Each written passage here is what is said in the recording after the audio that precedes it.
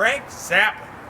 Hi everyone, Anthony Fantano here, internet's busiest music nerd, and it's time for a review. Continuing reviews of some of my favorite albums ever, classics, if you want to use the C word. This is not going to be a regular segment. I'm only doing it for this week. My heart is just not into constantly reviewing older albums. I'd much rather focus on new stuff, because that's what I cares about the mostest. I respect the past, but I don't live in it.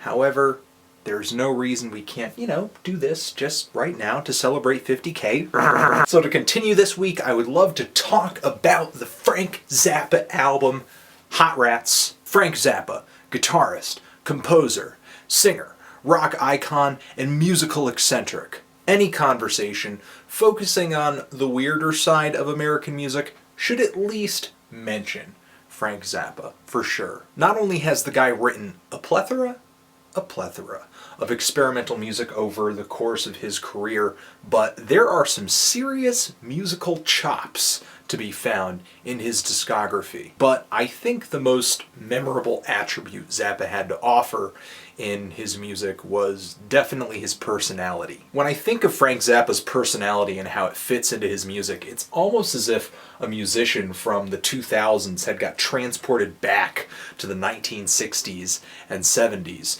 because of the sheer level of self-awareness that Zappa put into his music. He was a guy that just loved to make fun of everything, including what he did for a living. He laced his humor and his worldview in his music at just about every opportunity that he could. Zappa's music poked fun at hippies in the 60s on the seminal album We're Only In It For The Money, and less than 10 years later on Zoot Allures he was making fun of the disco set. And his other albums are also loaded with jokes about teen angst and love and sex and rock and roll, as well as fame and societal norms. However, Hot Rats is where a lot of the joking gets kind of cast aside in order to create a set of mostly instrumental and exceptional jazz rock and jazz fusion songs, which may be the most widely admired and known in the genre. Zappa was not the only guy playing with these ideas at the time, though. He had plenty of contemporaries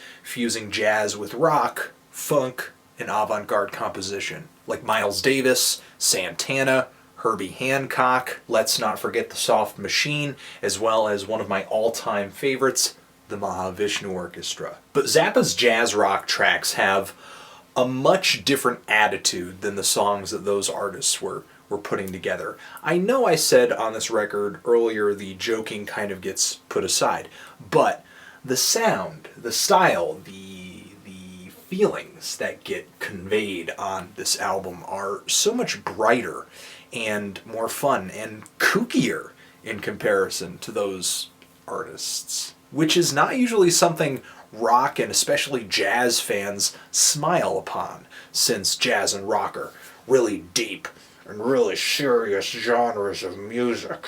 But Zappa's compositional chops and his playing on this record are so great, it's hard not to admire what's going on here, on at least some level. If you don't come away from Hot Rats loving the entire album, I think at least the first track is worth loving, or maybe liking. This song, Peaches and Regalia, starts with a rush of piano chords and what kind of sounds like speedily tremolo-picked guitar leads. I'm not completely sure how that sound is created, to be quite honest. I know in the past Zappa has experimented with recording guitar solos to tape and then altering the speed of the tape in order to get an interesting effect. I'm not sure if that's what's going on here, but whatever it is, it's a really interesting sound and gives Peaches a flavor that...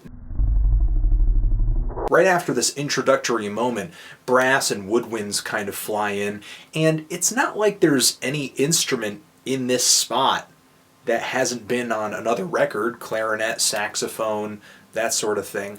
But the way they're kind of pancaked onto one another, it creates an interesting sound, an interesting tone. It's almost as if one instrument is creating this sound. And it just ends up being so memorable because of that, because of how strange and odd the instruments feel on here. And of course, Zappa's unique approach to writing melodies only helps that. After this, some flute and keyboard and guitar kind of alternate for the soloing spotlight on this track, and then just before the 2-minute mark, there's just this jubilee of bright horns that are just so triumphant. They come off as being equal parts beautiful and quirky. With a really close listen, it becomes kind of apparent that this song is really composed, very planned out, but it's great because Zappa and the musicians he brought onto this record jam it out so fluidly, it's almost as if it's just stream of consciousness. This song is definitely a noticeable peak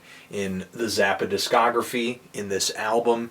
It's really Zappa's compositional side at its sharpest. After the opener, things get dirtier, looser, more kind of jammed out. If you're expecting, one kind of meticulously composed jazz rock opus after another, you're just not going to get that. The rest of the tracks on here have spots that are clearly planned out too, just like Peaches, especially the song Son of Mr. Green Jeans, which is almost the cousin to Peaches. But most of the remaining songs on here are much longer because they're stretched out with solos and improvs. And that's great for jazz fans and people who love jazz fusion and guitar heroism, but maybe not for people who love their songs short, sweet, simple, to the point. Still, I like all the songs following the opener on this thing, and the grittiest of all of them comes right after the opener, Willie the Pimp, which features the gravel-voiced Captain Beefheart, a predecessor to Tom Waits, and he is not shy on this track at all, sort of lyrically painting this image of a pimp and shouting and shrieking all over this track like he's really causing a ruckus, and just the groove and the solos, just the jam of this track just feels so low down and dirty. This track is about as filthy as a whorehouse mattress, I would say. And there's this really sleazy fiddle playing all over this song, which really brings that attitude home. Things head back in the direction of refinement on the song The Son of Mr. Green Jeans, which, like I said, is heavily layered and orchestrated just like Peaches and Regalia, but on this song things really get stretched out with a lot of strong soloing. And Zappa's playing is just so great on this track, I can't help but eat up every note. He was just such a great player, the guitar was almost an extension of him. You can really kind of dive into what he's playing and think about it and see that it's thoughtful, but it's so fast and fluid, it's almost as if it had no planning or forethought whatsoever. Following that song is Little Umbrellas, which, because of its lack of just blaring guitar solos, is almost just a legit jazz song. Simply jazz, not jazz rock, almost a jazz song, because this track is mostly made of composed moments. My one real annoyance with this album is that I feel like Little Umbrellas could have been so much longer if it had been jammed out. This song really isn't as stretched out as it could be, and I think it's worth stretching out because the feeling of this track is so much different than the other songs. It's more chilled out, it kind of lurches forward in this really kind of sad and mysterious way. I'd say it's a lovable monstrosity, but the lack of strong soloing on that song is made up for on the next track here. That song is Gumbo Variations, where Ian Underwood whips out his most fiery performance yet on this album. His sax screams for mercy on this song. This thing is a 17-minute long combo of jazz, funk, and rock. All the composing and all the planning sort of gets thrown to the curb as saxophone, violin, and guitar just play so hard that even I get sweaty. The closer, It Must Be a Camel, kind of sends things off on a really weird note. Saxophones and drums kind of hit these syncopated, angular, jagged melodies. It's twice the monstrosity of Little Umbrellas and has a lot more beef to it as well. I would just like to say I love the hell out of this album. And Hot Rats is just a standout moment in not just the Zappa discography, but in jazz fusion and jazz rock in general. I wouldn't say other albums in this style are inferior, definitely not.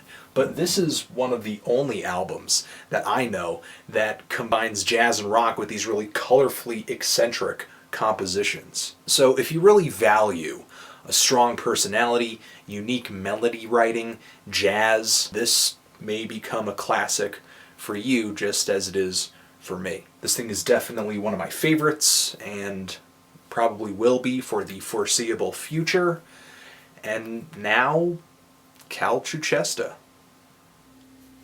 Hey everybody, Cal Truchesta here. Frank Zapper, cooking up hot dogs in just 30 seconds flat. Mwah. Delish. However, I am not much for hot rats or cold rats. I don't really care what the temperature is. Only good rat's a dead rat. Am I right? But in summation, whatever Anthony was saying you should listen to over there, you should probably listen to it. It's listening full in your ears. Forever.